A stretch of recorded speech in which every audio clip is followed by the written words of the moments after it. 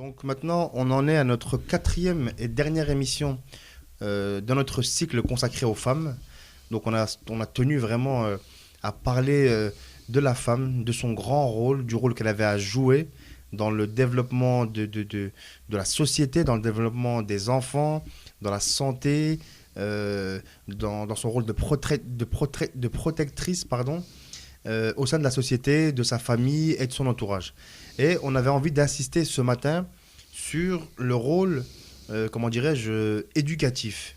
Alors, quel est-il, ce rôle éducatif de la part des femmes, et que nous en dit le saint prophète, sur lui la grâce et la paix, par rapport à ça?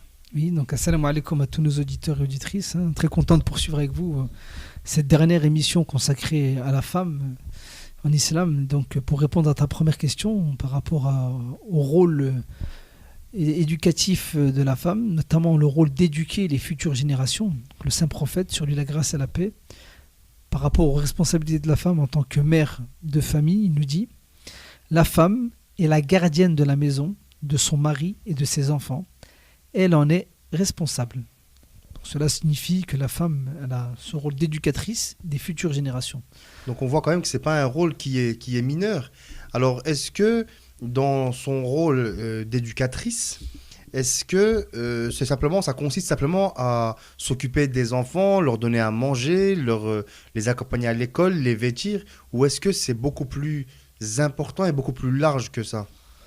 Bien évidemment, c'est beaucoup plus important. Ça ne va pas se limiter au fait de s'occuper des enfants, de les élever, comme certains pourraient le penser, à savoir donner à manger, comme tu disais, l'habiller, le laver, l'amener à l'école ou au parc.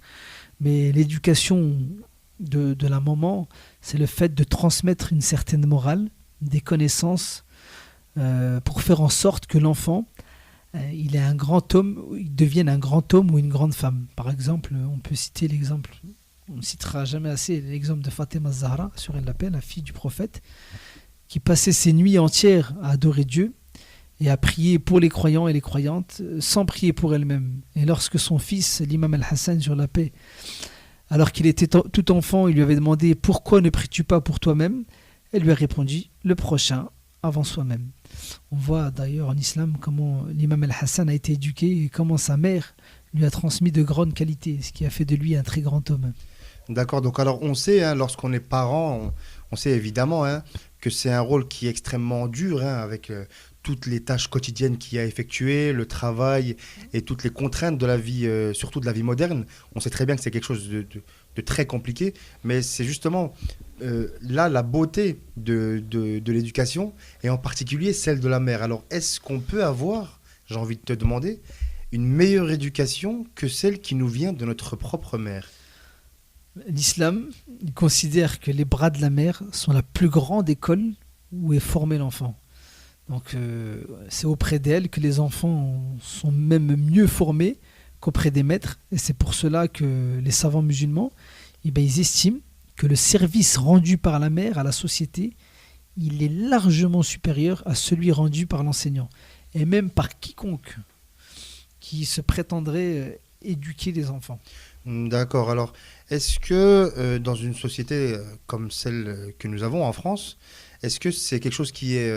est-ce que, comment dirais-je, la femme qui va s'occuper de l'éducation de ses enfants, est-ce qu'elle va pas avoir quelque part une mauvaise réputation en se disant que, comme il y a eu l'émancipation de la femme, le fait de retourner, entre guillemets, retourner à la maison et s'occuper de l'éducation de ses enfants, est-ce que ces femmes-là ne pâtissent pas d'une mauvaise réputation et d'une vision, on va dire, passéiste, et ouais, on va dire une vision passéiste des femmes au foyer? Bien évidemment, la société actuelle veut que la femme ait une situation sociale, une vie sociale à travers un travail où elle va s'épanouir par son travail, mais la nature revient toujours au galop, et malgré ça, une fois que les femmes ont réussi de manière professionnelle et tout, elles ont toujours ce désir-là d'enfanter, et quand on enfante, on a envie d'éduquer son enfant, et on prend un congé maternité pour pouvoir élever son enfant et lui transmettre des valeurs et des connaissances qui feront de l'enfant un homme ou une femme épanoui et parfait. Mais au-delà de ça, il faut savoir que justement en islam, le fait que la femme elle travaille, il n'y a aucune contradiction, hein. Ça lui permettra quand même de pouvoir élever ses enfants. Au lieu de les placer dans les crèches ou autres, elle va faire en sorte de se libérer et de tout faire pour, au-delà de son travail, de pouvoir s'occuper de ses enfants. Donc malheureusement, aujourd'hui, dans nos sociétés, ce rôle d'éducatrice, il est considéré comme une privation des libertés et comme quelque chose de moins important. Donc la femme, certes, elle a le droit de travailler en islam, mais l'éducation des enfants prime avant tout. Et d'ailleurs, j'ai envie de dire, que ce soit une femme musulmane ou non musulmane, pour rien au monde, une femme va renoncer à éduquer ses enfants. Donc c'est vraiment quelque chose de inné. Une femme aura ce besoin de vouloir élever et éduquer son enfant. Donc elle fera tout pour pouvoir se libérer par rapport à ce travail. Et on sait bien que les enfants élevés sur les genoux d'un inconnu, ils perdent leurs sentiments sur le plan moral. Donc c'est seule la tendresse et l'affection d'une mère qui peut répondre aux besoins d'un enfant et qui va former sa personnalité. Donc on insiste par rapport à ça. Il n'existe pas de rabaissement de la femme. Le fait de elle-même, elle désire ne pas travailler et s'occuper de l'éducation de ses enfants. Voilà, donc très intéressant. Et puis on pouvait aussi vous prendre l'exemple allemand où voilà, il y a une insistance et puis on voit beaucoup de femmes allemandes retournent entre guillemets dans leur foyer s'occuper de l'éducation de leurs femmes. Alors c'est vrai que c'est pas vraiment la tradition française, mais c'est vraiment très intéressant de voir ce qui peut se passer à côté de chez nous et ainsi avoir une autre vision des choses. Voilà. Donc est-ce que maintenant pour poursuivre, on pourrait citer des hadiths, donc des paroles du saint prophète ou de sa sainte famille sur la paix, qui nous relatent l'importance de l'éducation. Oui, il existe pas mal de hadiths qui vont expliquer que la femme doit automatiquement être dotée de grandes valeurs morales, d'une foi et d'une piété. D'ailleurs, l'imam Ali nous dit: ne vous mariez pas avec des femmes stupides, étant donné que leur fréquentation est un fléau et que leurs enfants se corrompent également. Donc même le successeur du saint prophète, sur la grâce et la paix, insiste vraiment dans ce rôle d'éducation en prenant des épouses qui auront aussi ce rôle complémentaire avec celui de l'époux, d'éduquer les futures générations. Alors maintenant, on avait envie de faire une espèce de comparaison avec la vision, on va dire, occidentale et la vision de l'islam en matière... alors, il ne s'agit pas de faire une étude comparée, qu'est-ce qui est meilleur que l'autre, mais simplement de présenter les visions concernant l'éducation. Alors, est-ce que tu peux justement nous faire une comparaison pour essayer de voir un peu quelles vont être les divergences de vision? D'une manière générale, parce qu'avant de parler d'éducation, on va parler de la femme, comme on l'est perçue à la fois en Occident et dans le monde islamique. Donc, dans nos pays en Occident, on va dire que la femme, elle n'est pas seulement une mère ou une fille, mais qu'elle peut profiter de la vie, qu'elle peut jouir de tout et s'adonner au plaisir sexuel et en faire profiter les autres. On appelle ça, entre guillemets, la liberté de la femme, son émancipation. En islam, cette conception est totalement opposée à cette vision des choses. C'est un mensonge que de faire croire à la femme que c'est dans son intérêt, au nom de la liberté, qu'elle se donne comme cela au premier venu. Comme on le verra, c'est en réalité l'homme qui tire le plus de profit, parce que les femmes soient faciles à aborder. Donc ici, il est important de comprendre que si on pose la question à la femme, quel est ton plus grand désir? La réponse sera le fait d'enfanter. Et si on oublie cela, on oublie les droits qu'a la femme. À partir de là, l'islam il définit un statut spécifique de la femme pour qu'elle puisse justement s'épanouir au maximum. Voilà, donc voilà, ce qui est critiquable dans l'aspect, on va dire, jouissance, c'est simplement de considérer que la femme n'est qu'un objet et puis rien d'autre. Voilà, comme on a l'occasion de le voir dans la publicité, notamment. Voilà, donc évidemment, il existe encore beaucoup de belles choses qu'on peut voir en France et en Occident en général, mais c'était vraiment, on voulait insister sur la vision qu'on pouvait avoir vis-à-vis des femmes.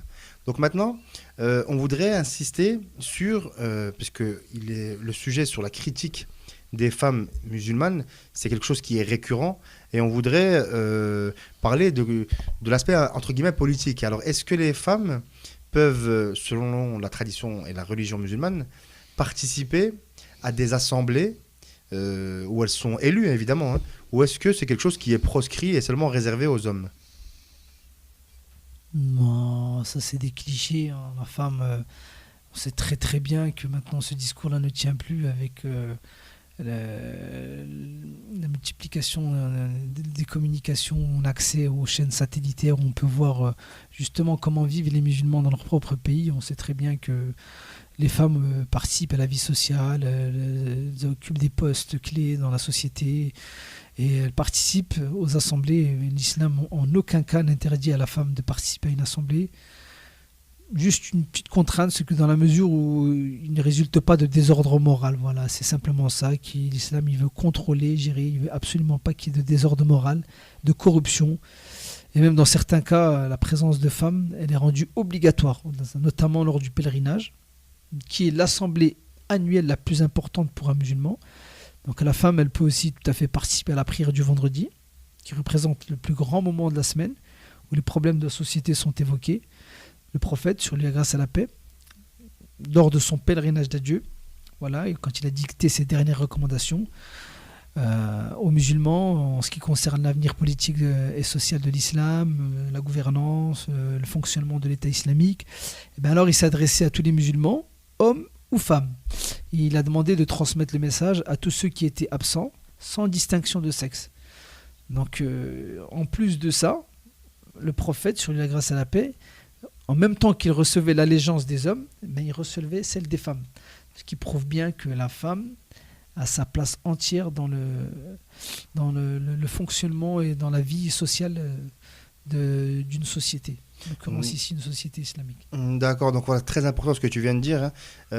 J'ai noté, surtout voilà, l'assemblée majeure des musulmans qui est le pèlerinage. Les hommes et les femmes ont un statut absolument égalitaire. Et c'est lors de cet événement notamment qu'on a l'occasion de voir que le riche, le pauvre, l'homme, la femme a un statut et on lui demande simplement d'adorer Dieu. Voilà, donc c'est après cet exemple voilà, par rapport à l'assemblée majeure des musulmans qu'est le pèlerinage, lorsque les hommes et les femmes se rejoignent chaque année à hauteur de 2 à 3 millions donc, en Arabie, donc dans les terres saintes, que l'on voit que l'on soit homme, femme, riche, pauvre, on a le même statut, on a un statut égal vis-à-vis de Dieu. Donc maintenant, on voudrait expliquer comment est-ce que, à travers des exemples évidemment, les femmes, globalement, et si tu as des exemples, n'hésite pas à nous les citer, où les femmes sont vraiment libres, et même du temps du prophète de l'islam, sur lui la grâce et la paix. Oui, on a plusieurs anecdotes qui abondent dans ce sens, hein. Et une petite anecdote assez sympa, c'est l'histoire de Saouda, hein. C'était une partisane de l'imam Ali, sur lui la paix, qui elle condamnait Muawiyah, hein, publiquement après la mort de l'imam Ali, hein, alors que beaucoup d'hommes, ils avaient peur de Muawiyah. Alors on peut préciser peut-être que Muawiyah, il est devenu calife de manière illégitime. Effectivement, j'oublie de préciser, j'ai l'impression que tout le monde connaît l'histoire islamique, mais... Parce que c'est vrai que c'était le principal opposant au calife Ali ibn Abi Talib, et ensuite il a pu accéder au califat de manière injuste et puis infamante. Oui, donc il a accédé à la gouvernance de l'État islamique, au califat, de manière sournoise, et donc du coup les partisans de l'imam Ali n'ont pas accepté son autorité. Malgré ça, ils ont dû souffrir maintes souffrances parce que c'était un tyran et qui appliquait la politique de la terreur. Et donc du coup, cette Saouda-là, cette partisane de l'imam Ali, qui est une femme noble, n'a pas hésité à condamner publiquement, alors que c'était très très très très difficile, hein. C'est comme si on dirait aujourd'hui aller devant la Maison Blanche et cracher à la figure de Barack Obama, hein. J'ai envie de dire, c'est vraiment là, quoi. Et donc elle n'a pas hésité à le condamner publiquement, à s'opposer à son autorité. Et donc elle s'est plainte ouvertement contre le gouverneur de sa ville, jusqu'à ce que ce dernier fût destitué par Muawiyah. Tellement elle se plaignait, Muawiyah n'avait pas d'autre choix que de destituer ce gouverneur-là qui gouvernait une des provinces de l'État islamique. Voilà, donc on voit que non seulement c'était une femme, et en même temps elle agissait pour le bien de la communauté, et on a vu à travers cette action qu'elle aura eu raison de ce gouverneur injuste. Non, au-delà de ça, elle est passée même aller plus loin parce que j'ai pas fini l'histoire. C'est que Saouda, elle a obtenu la destitution de ce gouverneur-là et en plus de ça, elle a été reçue à la cour de Muawiyah. Elle n'a pas hésité une seule seconde à parler de l'exemple de la justice de l'imam Ali et à dénoncer devant lui publiquement la justice de Muawiyah. C'est-à-dire que c'était une femme qui a montré son courage et la place de la femme en islam, comme quoi que les femmes ne sont absolument pas soumises et qu'elles vont de l'avant et ce sont des femmes combattantes. Et actuellement, d'ailleurs, nous avons célébré récemment la journée internationale de la femme et les femmes actuelles qui souffrent beaucoup de ces terroristes salafistes en Syrie et les femmes kurdes. J'ai envie de leur rendre un grand hommage, qui se battent aux côtés de l'armée syrienne libre. Et également les femmes au Bahreïn qui manifestent, ce peuple pacifique qui manifeste pour leur liberté, la liberté. Et beaucoup de femmes dans tout le monde, au-delà du monde islamique, toutes les femmes qui sont opprimées et qui ne se taisent pas pour que leurs droits puissent être entendus. Voilà, donc c'est vraiment important et on veut vraiment célébrer l'importance du rôle de la femme dans la société, que ce soit islamique ou non islamique. Vraiment, il y a un rôle de complémentarité qui existe et qui doit se traduire non seulement par des mots, mais également par des actes. Alors, est-ce qu'on a d'autres exemples qui nous montrent à quel point le rôle de la femme est quelque chose, ou plutôt le rôle, on va dire plutôt le poids de la femme est important? Bien évidemment, le poids de la femme est très très important. Il y a plusieurs anecdotes et des versets du Coran qui ont été révélés justement suite à des femmes qui sont allées se plaindre auprès du saint prophète par rapport à leurs hommes qui les maltraitaient. D'ailleurs, il y a une anecdote où, au temps du prophète, sur la paix, une femme a été répudiée par son mari. Elle allait voir le prophète pour exposer la situation, se plaindre à Dieu de son mari. Et Dieu a révélé les versets suivants. Dieu a bien entendu la parole de celle qui discutait avec toi à propos de son époux et se plaignait à Dieu. Et Dieu entendait votre conversation car il est audient et clairvoyant. C'est la sourate 58 et verset 1. Ce verset-là a été descendu suite à cette plainte-là, à ce désaccord entre l'homme et la femme. Et Dieu, il a solutionné le problème dans le Saint-Coran par les versets suivants. C'était le verset numéro 2 de la sourate 58 où il a dit « Ceux d'entre vous qui répudient leurs femmes en déclarant qu'elles sont pour vous comme le dos de leur mère, c'était une formule de divorce à l'époque, alors qu'elles ne sont nullement leur mère, car ils n'ont pour mère que celles qui les ont enfantées, ils prononcent certes une parole blâmable et mensongère. Dieu est cependant indulgent et miséricordieux. » Donc, ces deux versets-là, cette anecdote-là, ils montrent très clairement que la femme a eu du poids, a été entendue, sa parole a été écoutée et sa parole a été confirmée par Dieu et le prophète. Et ça montre aussi que la femme, elle peut aussi faire connaître son point de vue, se plaindre auprès d'autorités, car en islam, pour dissoudre un mariage, il faut l'accord mutuel des témoins. Donc la femme, elle pourra même prendre l'initiative quand le mari refuse d'appliquer ses responsabilités, par exemple s'il est oisif ou s'il délaisse sa famille. C'est dur à entendre, mais c'est exactement ça. La femme, elle peut appliquer ses responsabilités, et s'il est violent envers elle, de demander le divorce. Donc elle a ce droit-là de demander le divorce dans ces cas exceptionnels. Et qu'est-ce qu'elle pourrait demander justement si elle se retrouve dans un cas similaire? Elle devra même pour cela porter plainte auprès du juge musulman. Aussi, en cas de divorce, elle aura un certain nombre de droits comme une pension, un logement de la part de son mari d'une durée de 3 menstrues. C'est vraiment très très précis, avant qu'elle puisse se remarier. Et comme il est écrit dans le Coran, et faites que ces femmes habitent où que vous habitez et suivant vos moyens, et ne cherchez pas à leur nuire en les contraignant à vivre à l'étroit. Et si elles sont enceintes, pourvoyez à leurs besoins jusqu'à ce qu'elles aient accouché. Puis si elles allaitent l'enfant né de vous, donnez-leur leur salaire et concertez-vous à ce sujet de façon convenable. C'est le verset numéro 6 de la sourate 65. C'est-à-dire que la femme est appuyée en cas de litige et en cas de divorce, vraiment pour que ses droits soient absolument respectés et appliqués, quoi. Alors, est-ce qu'on a ce qui pourrait être intéressant, c'est de savoir, est-ce qu'on a des auteurs non musulmans qui nous font part de la condition féminine dans la religion musulmane. Oui, il y a des auteurs non musulmans qui ont expliqué cette situation juridique de la femme en islam, notamment Gustave Le Bon, qui avait affirmé la chose suivante: l'islam a relevé la condition de la femme, et nous pouvons ajouter que c'est ici la première religion qui l'ait relevée. Toutes les législations antiques ont montré la même directive pour les femmes. Pardon. Toutes les législations antiques ont montré la même dureté pour les femmes. La situation légale de la femme mariée, telle qu'elle est réglée par le Coran et ses commentateurs, est bien plus avantageuse que celle de la femme européenne. Donc ces paroles de Gustave Le Bon montrent que l'islam, il a mis un terme aux multiples injustices dont la femme était victime au niveau de leurs droits, de propriété, de la gestion de leurs biens, du mariage, du divorce comme on l'a expliqué, de l'héritage. En sorte, ce sont là autant de domaines où des lois claires et justes ont été énoncées. Et dans toute gestion d'ordre civil, économique ou personnel, la femme, elle jouit des capacités et de droits inconditionnels. Elle peut hériter, elle peut donner, elle peut léguer, elle peut contracter une dette, elle peut acquérir, elle peut passer un contrat, attaquer en justice, bref, elle a autant les mêmes droits qu'un homme.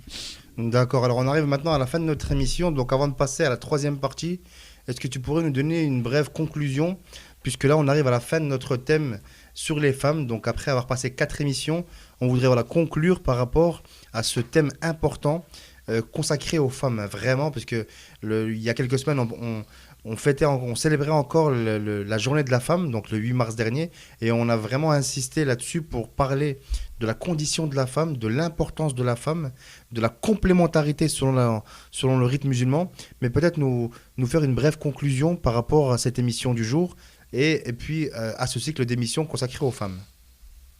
Bien évidemment, donc, comme on le dit assez souvent, la femme est totalement libre, l'homme ou la femme, bien sûr, sont totalement libres d'appliquer ou pas les préceptes coraniques, mais la femme n'est pas exclue de la société. Loin de là, on a bien expliqué qu'elle a beaucoup de droits et de devoirs, et cela en conformité avec l'islam. Donc aux femmes musulmanes, justement, j'ai envie de leur dire qu'il est dans leur intérêt qu'elles s'emparent de ce que l'islam leur a offert, et qu'elles ne devraient pas avoir peur ni honte de s'investir dans leur religion et ne pas se dire que si je rentre en islam, je serai privé de liberté ou toutes ces choses-là. J'espère qu'on a essayé de prouver que c'est tout le contraire, ou encore que l'islam c'est une religion de machistes, de terroristes. Et bien évidemment, c'est tout à fait le contraire. L'islam c'est une religion de tolérance, de paix, où chaque personne peut s'épanouir à travers cette magnifique religion.